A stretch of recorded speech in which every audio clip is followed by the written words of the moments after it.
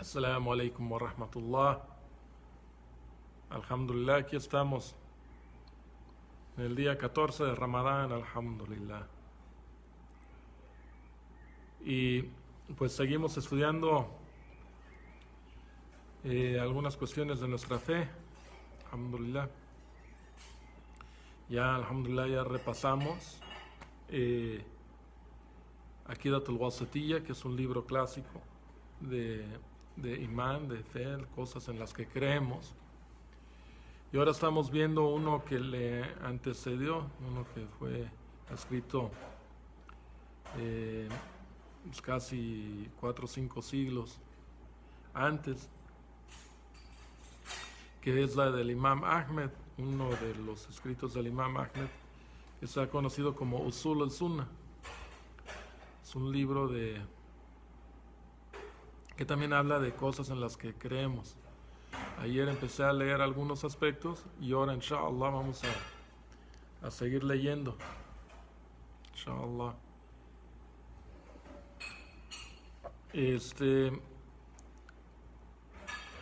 ¿Dónde lo dejamos la vez pasada? Lo dejamos en lo que dijo el Imam Ahmed, فَإِنَّ الْكَلَامِ فِي الْقَدْرِ. Por cierto que el creer en el qadar, en el destino, creer en el qadar, destino de Allah subhanahu wa ta'ala, y sabemos de clases anteriores lo que implica creer en el destino de Allah, ¿no? Creer en la ruya, en de que vamos a ver a Allah, y creer en el Corán, y dice Imam Ahmed respecto a esto, فَإِنَّ الْكَلَامِ, respecto al kalam, a la retórica, respecto al qadar, a la ruya, al Corán y cualquier otra cosa de la sunna, es makruh, es detestable, es makruh. Wa nahi anhu, y está prohibido meterse en cuestiones, meter la lógica y tratar de explicarlo más allá de lo que está revelado en el Corán, en la Sunna.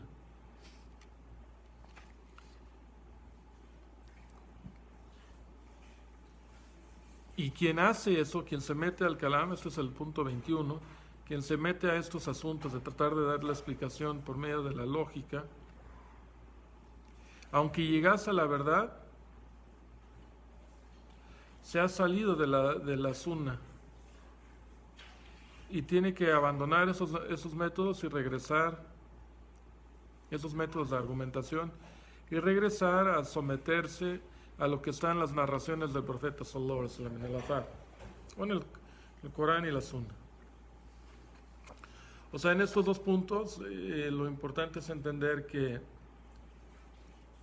nosotros no buscamos argumentar así nomás, sino todo lo referente a Allah en el Aqida, y en estos aspectos que eran aspectos contemporáneos muy, muy severos en la época del Imam Ahmed, porque habían surgido algunas sectas, ¿no? Y sobre todo los Mu'tazila, y habían inventado esta metodología que habían adoptado de los griegos, que es la retórica y la lógica.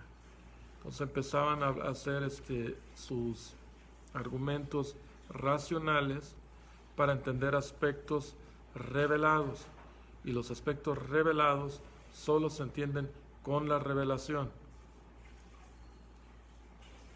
Y no voy a entrar a detalle de ejemplos porque quiero continuar, pero esto es algo que debemos de entender.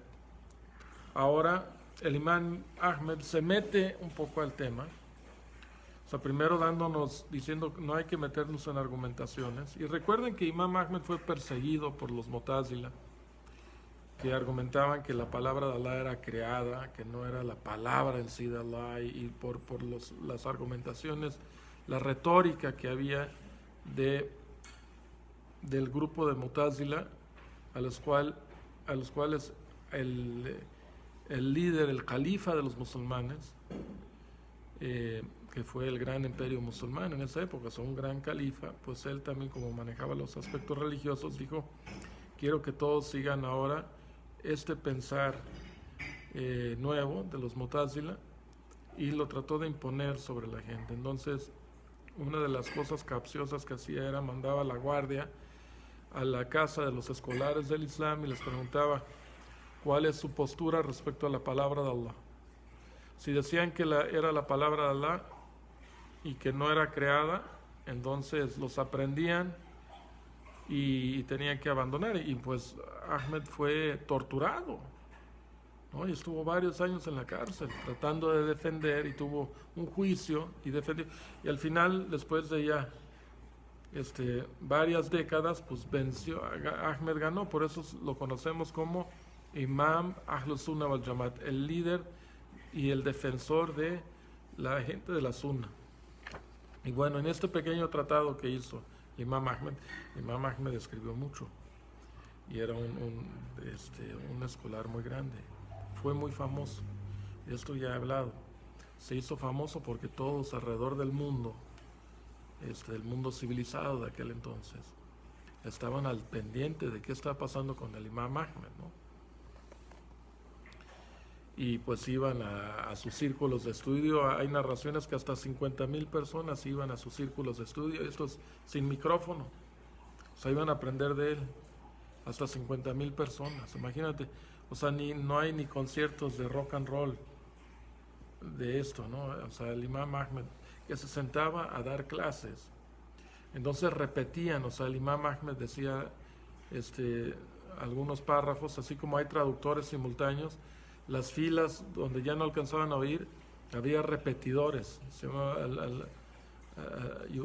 o sea, repetían lo que decía el imam, y así se iban, en las filas y las filas.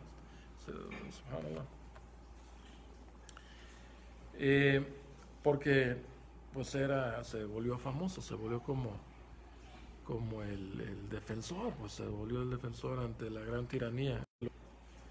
El día que lo iban a ejecutar, justo ese día murió el jalifa, Ma'mun. O sea, ya lo estaban llevando al palacio del jalifa para que lo sentenciaran. Y en ese día murió, ¿no? Pero luego entró Wafiq, y continuó con el juicio, lo volvió a meter a la cárcel, continuó. Y así fue. Y el juicio está muy interesante. Los argumentos que tenía, todo, hay que estudiar esto, hay que leer la biografía del Imam Ahmed bin Hanbal. Pero aquí nomás estamos repasando algunos aspectos de nuestra fe. Entonces el Imam Ahmed bin Hanbal dice, en el punto 22, y el Corán es la palabra de Allah, no es creado. Y no debiese de ser el creyente tan débil para no declarar que no es creado y que es palabra de Allah y que no es algo distinto o separado de Allah y que no hay nada del Corán que sea creado en ninguna forma. Punto 23. Y cuidado con esa argumentación de la gente que innova en este asunto respecto al Corán y dice que la recitación es creado y cosas así. O sea, esos son argumentos respecto. Pero esto ya son términos, cosas ya resueltas por la umma en esta época. Ya no tenemos Mu'tazila más que los shías. Los shías siguen teniendo esta ideología. Adoptaron casi todo lo del mutazilismo, pero nosotros Ahlus Sunnah wal Jamaat ya no tenemos la palabra. El Corán es la palabra de Allah. 24. Y quien tenga dudas en este asunto y dice, yo no sé si es creado o no creado,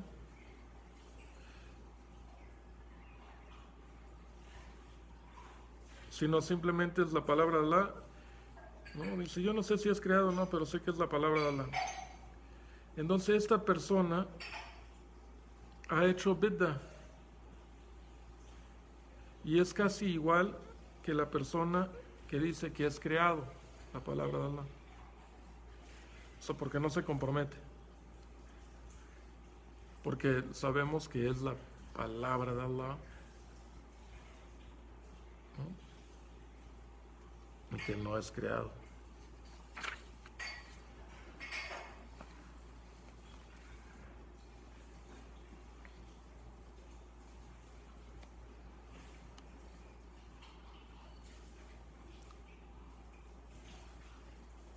Y como dice aquí el Imam Ahmed, وَإِنَّمَا هُوَ كَلَامُ اللَّهِ وَلَيْسَ بِمَخْلُوقٍ. Por cierto que es la palabra de Allah y no es creado. Punto 25. Hay que tener fe en la ruya de que veremos a Allah en el día del juicio, como se reportó en un hadith auténtico del profeta sallallahu alaihi wasallam. O sea, nosotros creemos que en el más allá los creyentes verán a Allah, verán a Allah fi suratihi, en su imagen, ¿no? Y esto está estipulado en el Corán y en la Sunna. Ya lo vimos en Aqidat al-Wasatiyya, entramos un poco más a detalle. Ibn Taymiyyah entra un poco más a detalle y también hice algunos comentarios. Ahora, punto 26. Y creemos que el profeta sallallahu alaihi wasallam vio a su Señor porque esto se transmitió del mensajero de Allah, y esto es lo correcto y lo auténtico. Ok. Este punto, el punto 26, es un punto controversial. Y efectivamente ahí hubo y hay todavía ciertas diferencias por las riwayas, por las narraciones. Cuando el profeta sallallahu alaihi wasallam ascendió al paraíso, cuando le entregaron el Sa'ad, en el viaje, en el Isra, en el viaje nocturno, y cuando ascendió al paraíso y luego regresó, o sea, no fue en un sueño, como dicen los shías, tampoco fue después de que murió, no, nada como pasó, como creen los cristianos respecto a Jesús, no, sino Mohammed viajó a Jerusalén y subió al cielo y regresó de forma real. Y vio, y subió al paraíso. Entonces la pregunta es, hay una diferencia entre Aisha ibn Abbas y Abdullah ibn Masud, también era del grupo, y muchos. Ibn Taymiyyah como que aclaró y investigó muy bien este tema y dijo, bueno, esta es la conclusión. La conclusión es que no decimos que estaban en un error estos grandes sahabas como Ibn Abbas, y tratamos de defenderlos en el sentido que decimos, bueno, a lo mejor con el corazón, pero decimos, porque hay una riwaya que se refiere que no lo vio con sus ojos, sino con su corazón, no lo vio Ainan, como lo veremos todos los creyentes en el más allá, veremos a Allah bi uyunina, con Ainan, con nuestros ojos. Pero el punto de los grandes ulema es que Allah subhanahu wa ta'ala, su velo es luz, y que no se removió el velo, como inshallah en el más allá para los creyentes, sino que Muhammad sallallahu alaihi wasallam vio la luz, vio su velo. Y esto es lo más auténtico, porque Muhammad sallallahu alaihi wasallam luego fue preguntado en otras narraciones, y juntas todas las narraciones al respecto, si llegas a la conclusión, porque le preguntaron a Muhammad, ¿viste a Allah? Y él dijo que no, pero que vio su velo. Entonces esa es la postura más correcta. Pero nunca le atribuimos, comprendemos la situación y se hace defensa, como Ibn Qayyim trató de hacer una defensa y hacer el término medio, dijeron hay una transmisión de esa índole.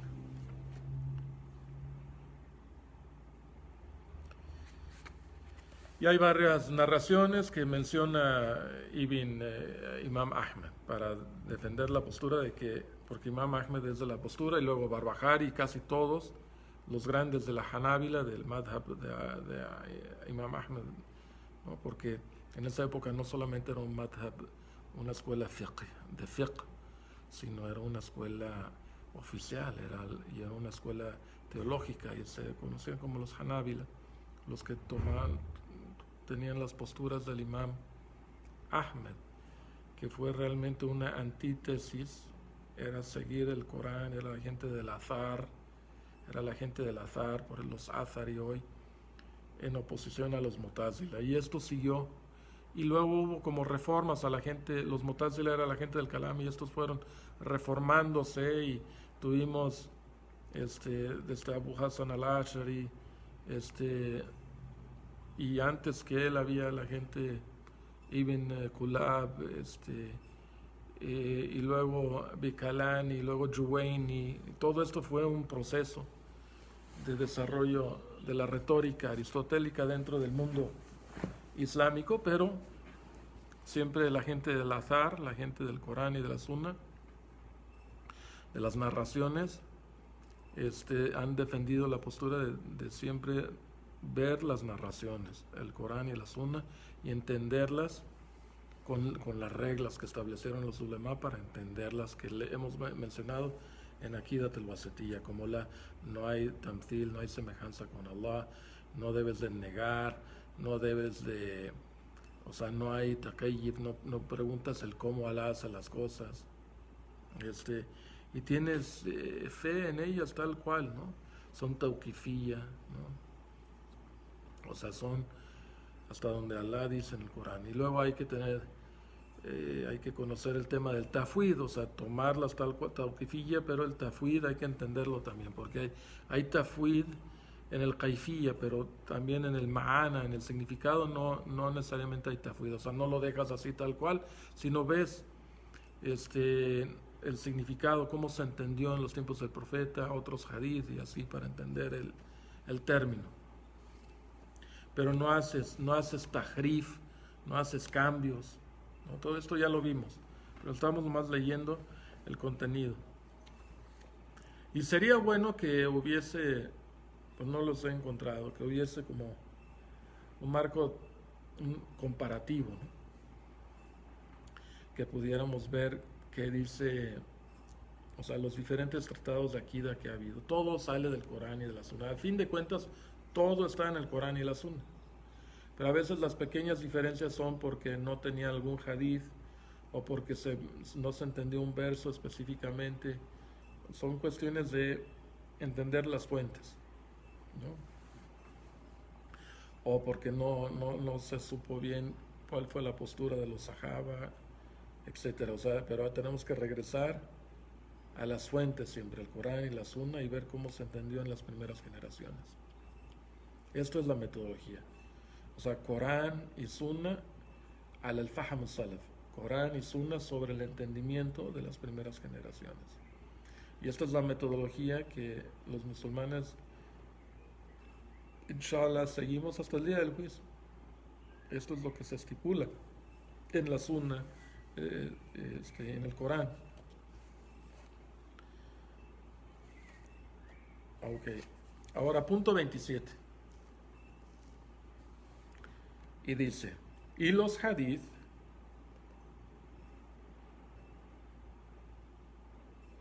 se deben de tomar sobre al-dhahirihi, en lo aparente,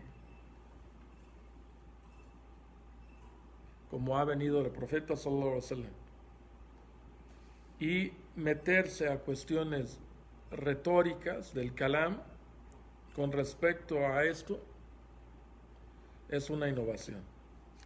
Nosotros tenemos fe en la narración tal como viene, en su forma aparente, y no disputamos respecto a ella. Ahora, este es un tema también que inshallah podremos ver más adelante, pero esta es la base.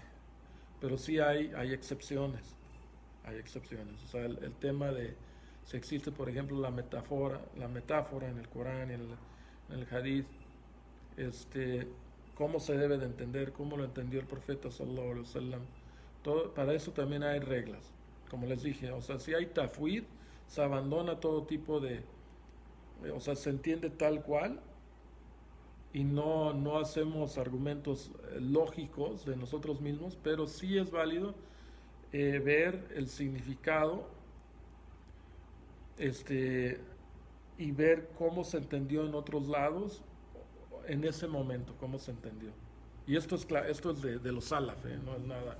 O sea, o sea, a veces sí hay que ver los aspectos como se entendieron en la época. Y sí hay, en este caso, sí hay metáfora en algunos aspectos, en otros no. O sea, pero todo con pruebas y con bases de cómo se entendió en los tiempos del profeta sallallahu alaihi wasallam.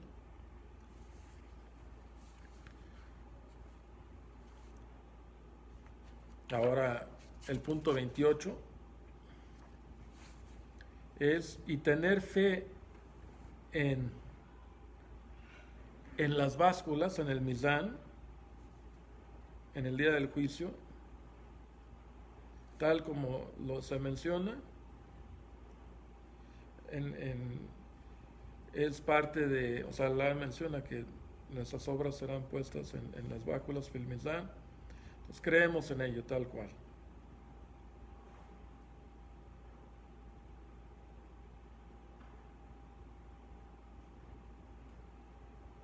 El punto 29, las acciones de los siervos serán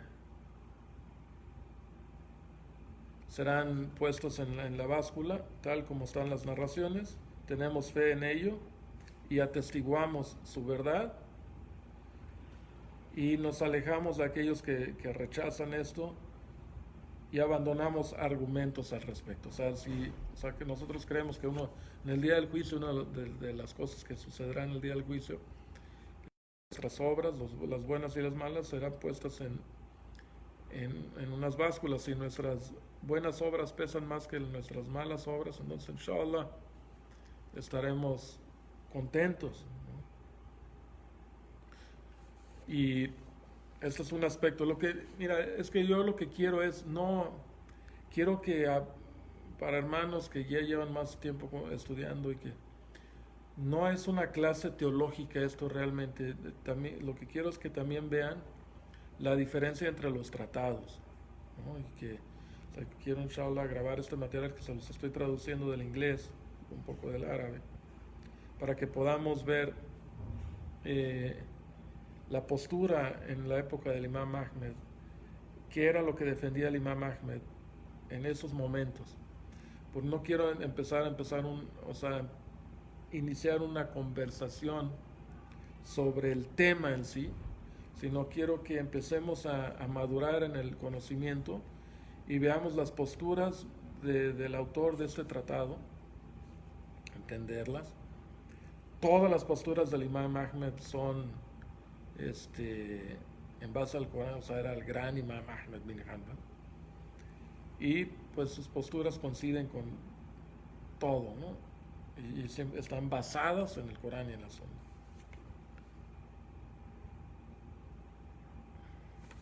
Punto 30. Y Allah hablará a sus siervos en el día del juicio sin que haya traductor entre ellos.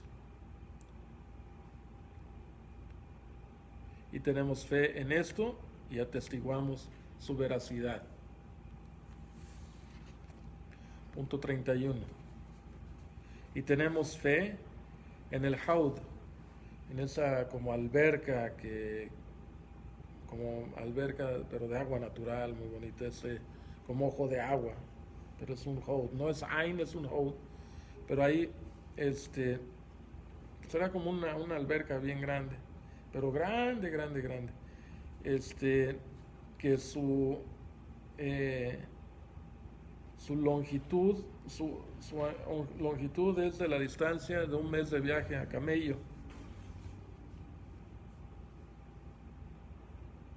Y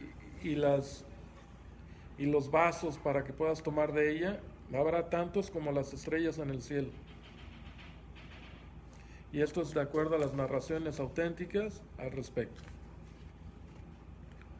Y esto es un parte del juicio, pero ya los que llegan al Haud, alhamdulillah, ya estarán a salvos, inshallah.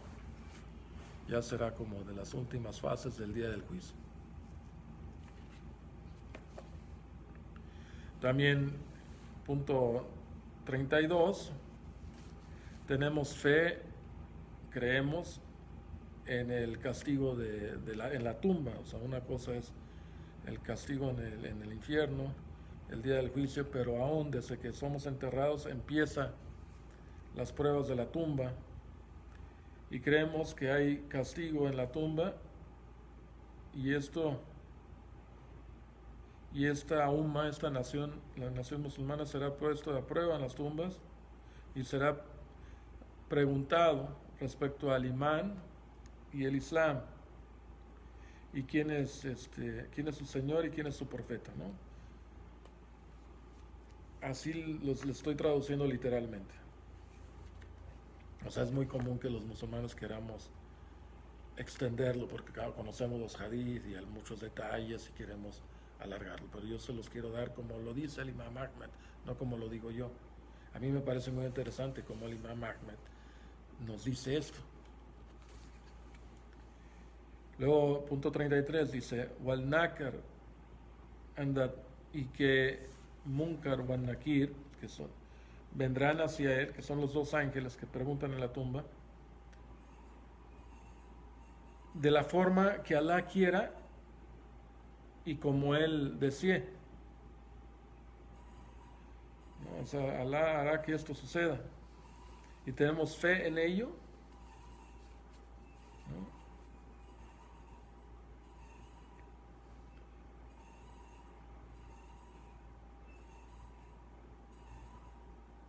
Y creemos en ella y atestiguamos. O sea, el iman bihi wa tasdik bihi, ¿no? El tasdik. O sea, creemos. Esta es la característica de Abu Bakr al-Siddiq, ¿no? Por eso se llamaba Siddiq y por eso es el mejor después del profeta de esta umma, porque Muhammad sallallahu alaihi wasallam dijo, vi al ángel, y luego, o sea, Abu Bakr al-Siddiq sadaqa, o sea, él creyó y atestiguó luego, o sea, no tuvo ninguna duda. O sea, hay imán, fe en ello, y que verazmente, o sea, tenemos con sinceridad y con veracidad. Y tenemos fe en la intercesión del profeta, sallallahu alaihi wasallam, que algunas personas serán sacados del infierno después de haber sido quemados y reducidos a carbón. Será ordenado para que sean puestos en un río cerca de la puerta del paraíso, que ha sido reportado, como ha sido reportado en las narraciones,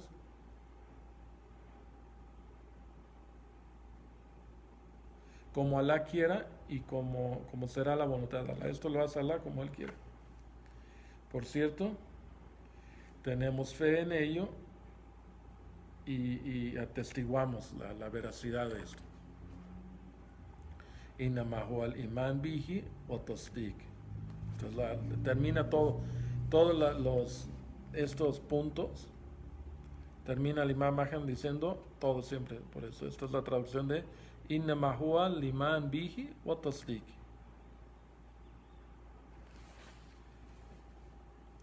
Y punto 35, y tenemos fe que el Masih al-Dajjal vendrá. O sea, creemos que vendrá el Masih al-Dajjal, el Mesías falso, quien tendrá en su frente las palabras escritas Kafir. O sea, tendrá 3 letras, Kafara. Y tenemos fe en esto, como viene en el hadith. Y tenemos al-iman bi anna dhalika ka'in. Y tenemos fe que esto sucederá.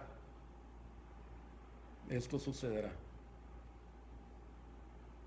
Y tenemos fe que Jesús, hijo de María, descenderá y lo matará en la puerta de Lud. La puerta de Lud. Ahora, yo creo que es interesante aquí un punto que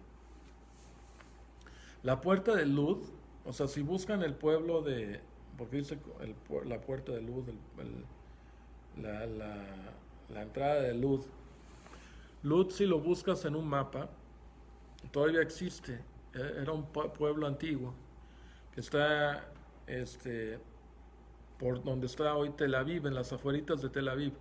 Pero lo interesante, creo que es de pensar, hermanos, es que justo donde era el pueblo de Lud y la región de Lud, es exactamente donde está el aeropuerto internacional de Tel Aviv.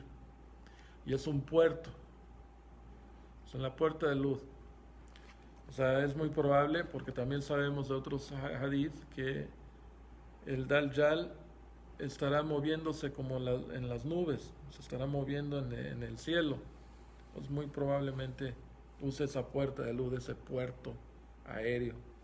Wallahu a'lam. Pero sí es posible, pero pues nos basamos solamente en el Corán y la Sunna, pero pues eso, o sea, ¿qué es Lud? ¿Cómo sabía Muhammad sallallahu alaihi wasallam de Lud? O sea, solamente por revelación, pero si se ponen a buscar y a investigar dónde era Lud, encontramos que sí, efectivamente hay un pueblo de Lud del Antiguo Testamento y se ubica precisamente donde está el aeropuerto internacional de Tel Aviv. Punto 37. Y la fe consiste tanto o sea, la fe de un creyente consiste tanto de hablarlo, o sea, decir que eres creyente, de actuar conforme a tu creencia, y que se levanta la fe y que baja la fe, como ha sido reportado en las narraciones. Hay una narración, aquí menciona una narración del imam que estaba en su Musnad. Recuerden que el imam Ahmed, él compiló el libro de hadith más grande de todos los tiempos, donde menciona el más completo de los creyentes con respecto a su fe es el mejor de ustedes en modales, el que mejores modales tiene. O sea, él pone en este tema de que la fe aumenta y decrementa el imán, menciona interesantemente, o sea, es interesante que menciona el más completo de los creyentes en fe es el que mejor modales tiene. 38. Quien abandone la oración, entonces se ha vuelto kafir. Y les digo en árabe, para que entiendan el. وَلَيْسَ مِنَ الْأَعْمَالِ شَيْئًا وَمَنْ تَرَكَ الصَّلَاةَ فَقَدْ كَفَرَ. Porque es un hadith, pero es importante, esto es la postura del imam Ahmed. Quien abandona la oración ha descreído. No hay nada de sus acciones que constituyan kufr excepto el abandonamiento del salat. ¿Ok? No hay nada. وَلَيْسَ مِنَ الْأَعْمَالِ شَيْءٍ تَرْكُهُ كُفْرٌ إِلَّا الصَّلَاةِ. وَلَيْسَ مِنَ الْأَعْمَالِ شَيْءٍ تَرْكُهُ كُفْرٌ إِلَّا الصَّلَاةِ.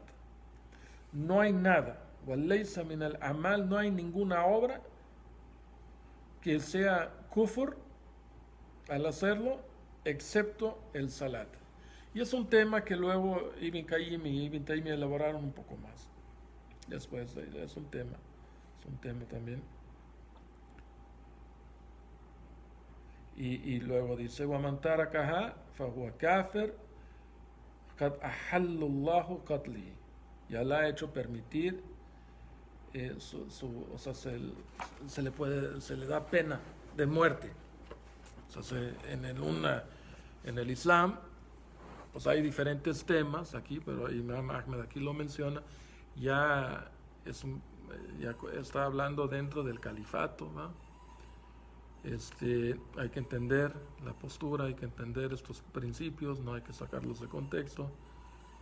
Pero hay un procedimiento, ¿no? Los ulema dicen hay que encarcelarlos un rato y darles la oportunidad para que regresen al salat. Pero si de plano rechazan y niegan el salat, se les da pena de muerte, obviamente, en un juzgado islámico. Esto es algo que hace el gobierno islámico para...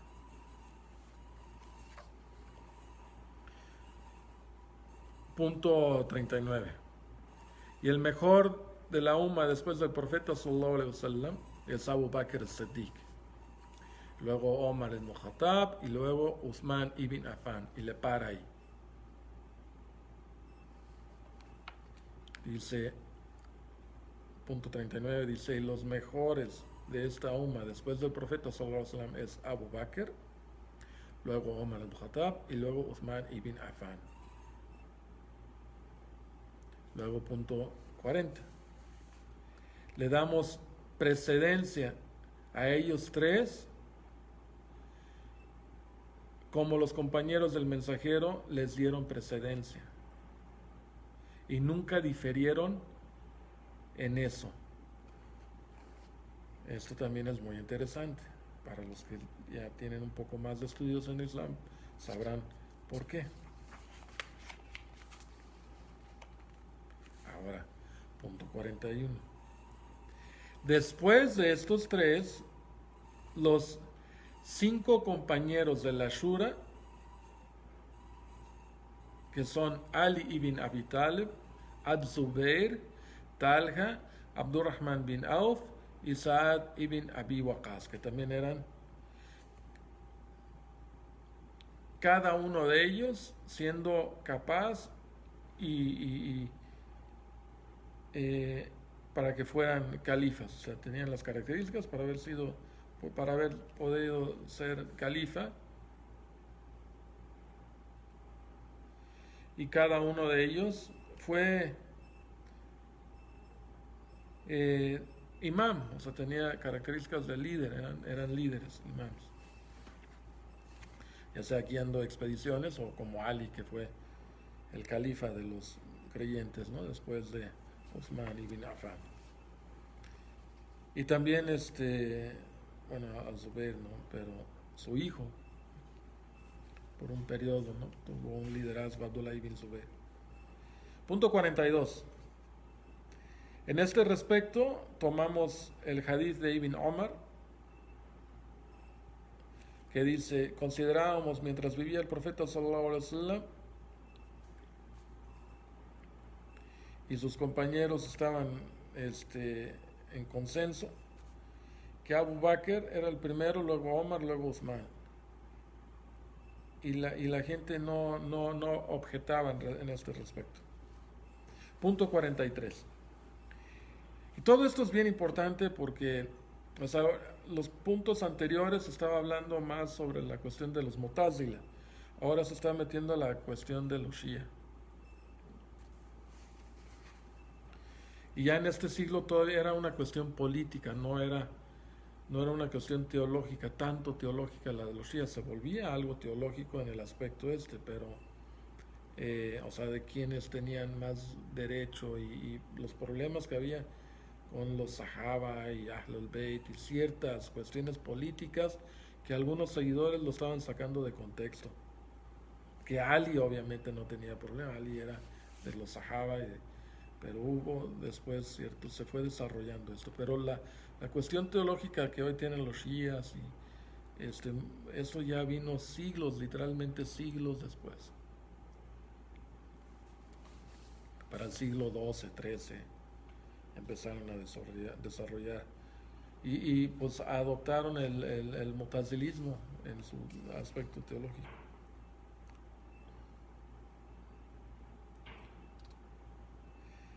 Punto 43. Y después de los 5 compañeros de la Shura, están la gente que peleó en Badr, tanto de los Muhajirun, o sea, de los Muhajirun, y después de estos, aquellos que pelearon en Badr, de los Ansar, y entre los compañeros del mensajero de Allah, cada uno de acuerdo a su rango, en base a su migración y su precedencia en la religión.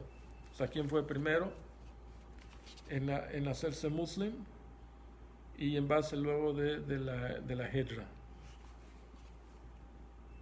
de su inmigración.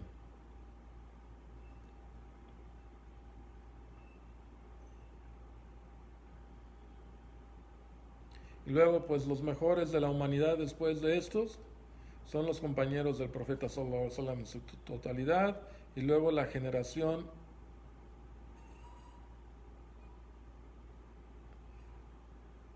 o sea, la generación de su tiempo, los que lo acompañaron, ya sea un día, un mes, una hora, los que lo hayan visto o acompañado, se considera de los compañeros del profeta sallallahu alaihi wasallam. Esta compañía es de acuerdo al tiempo en que acompañaron al profeta sallallahu alaihi wasallam, o el servicio que le hayan dado. Y así se categorizaba. Y esto así lo tomaban. También tomaban en cuenta el valor de sus palabras y lo que hacían también en base a esto. ¿Y cuántos sahabas había? Pues no hay una cifra exacta. Había más de 100,000 en términos generales, pero de la crema nata pues eran como 15,000. Pero esto es un tema, ya he hablado un poco de este tema, pero es un tema que requiere reflexión. Así que, punto 45, los más cercanos en compañía a él, al profeta, son los más excelentes, que aquellos que no vieron y vivieron con el profeta sallallahu alaihi wasallam, aunque tuvieran mejores acciones las siguientes generaciones.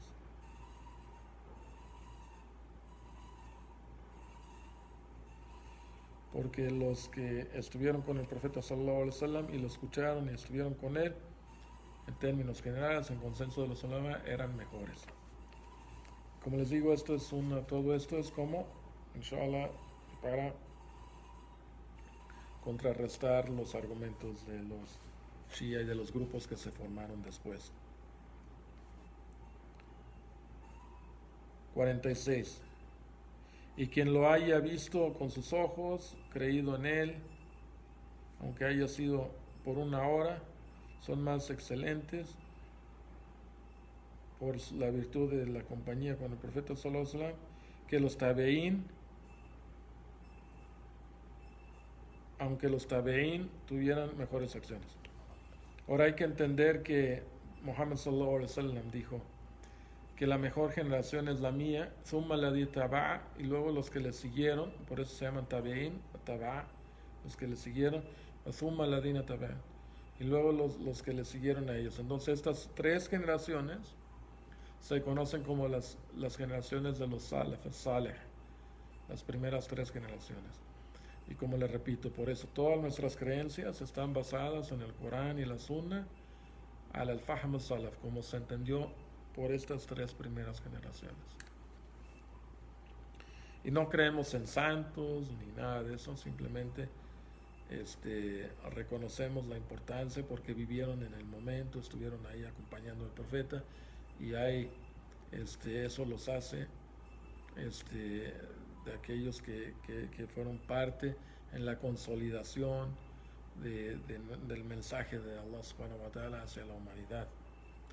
Y por eso es importante nosotros como musulmanes seguir la misión de llevar el mensaje, porque esta primera comunidad son los que recibieron el mensaje de Allah subhanahu wa ta'ala y estuvieron ahí siempre tratando de aprender algo nuevo que revelaba Allah y ver el ejemplo del profeta. Y pues obviamente el mensajero llegó a Arabia, pero pues es el mensajero para toda la humanidad, entonces tiene que continuar. Y así las primeras generaciones continuaron, y la idea es que llegara el Islam a cada casa del mundo y que conocieran, todos tienen derecho a conocer a su profeta, porque el profeta de todas las civilizaciones, o sea, el profeta, el último profeta, el profeta de hoy, de la gente que hoy vive, su profeta es Muhammad sallallahu alaihi wasallam. Entonces es nuestra responsabilidad como musulmanes seguir con la sunna, con la tradición y llevar el Islam al resto del mundo. Esto es, no hay duda, y de hecho nos estamos tardando. Bueno, yo creo que ahí le voy a parar, inshallah. Pues que Allah nos ayude. Creo que paré en el punto 45, ¿no? 46. Inshallah mañana continuamos. Son algunos temas de nuestra creencia, ¿no? Obviamente nuestra creencia está cimentada en el Corán y la Sunna, en las cosas fundamentales que todos debemos de conocer, que es creer en Allah, en sus ángeles, en sus mensajeros, en los profetas, en los libros revelados, en la vida que viene y en el Qadr Khairihi wa Sharrihi. Y digo esto, wa subhanaka Allahumma wa bihamdika wa ashhadu an la ilaha illa anta wa astaghfiruka wa atubu ilayk. Wassalamu alaikum wa rahmatullahi wa barakatuh.